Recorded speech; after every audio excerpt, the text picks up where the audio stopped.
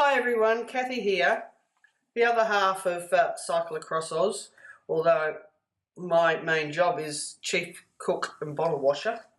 I also drive the other car, the second car, and in the mornings I usually head off first and I pick a spot for morning tea and set up the morning tea break. I also do the cooking for the bush camps and I can give advice on shopping and food supplies. Collis is mainly the direction person and wind expert. On this video I thought I'd just give you a bit of information about food.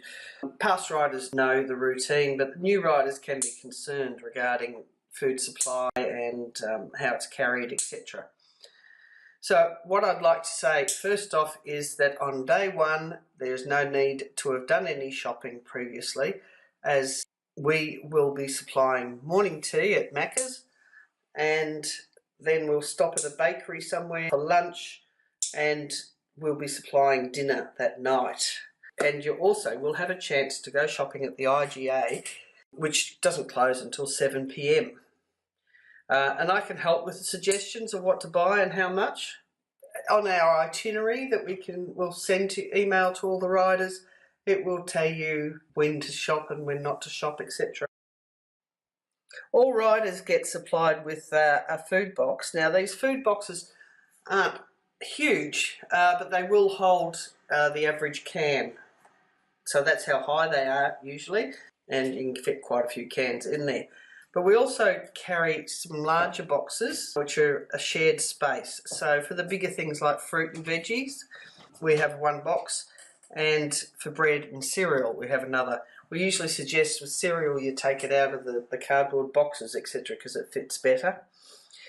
Now on an average day, so you need for breakfast usually your cereal or toast. Snacks, you usually carry your snacks in the back, in your tops, pockets in your tops.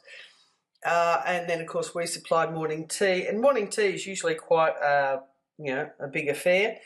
And I have fresh fruit cut up, dried fruit, nuts sometimes, cakes, biscuits, etc. Whatever is going at the time. At lunchtime you have access to your food boxes, which is carried in Collis's car, and to 2 eskies that we have in the van as well, cold drinks, etc.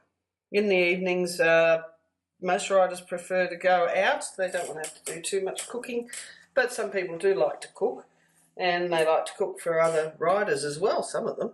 Also in the van we have a large water supply. So at each break we suggest you fill up your bottles and carry two bidons on the bike at all times, and there will be no problem with water supply. Okay, day 15, so this is week 3. Day 15 we do Esperance to Ongerup, which is 110 kilometres, and we go to a bush camp. So like I said, I supply all the meals in the bush camp. I do all the cooking, but this one's across the road from a roadhouse, so you should be able to get a shower, and there's toilets at the campground. Ongerup is Western Australia's Fitzgerald Coast, known as the Golden Outback. Day 16, we go on to Ravensthorpe, which is 85 kilometres. We're now 40 kilometres inland from the coast. The temperature should be around the low 20s, dropping to 11 to 12 degrees at night at this time of the year. Population of approximately 450 people. The area is dominated by fields of wheat and sheep, and the landscape is dotted with old mine shafts. Day 17, we've only got 75 kilometres today to Lake King. Caravan park is just down the road from the tavern and motel. Apparently there's a good meal at the pub. Day 18, on to Hyden, which is, you do 130 kilometres. Now this is the closest you can get to Wave Rock.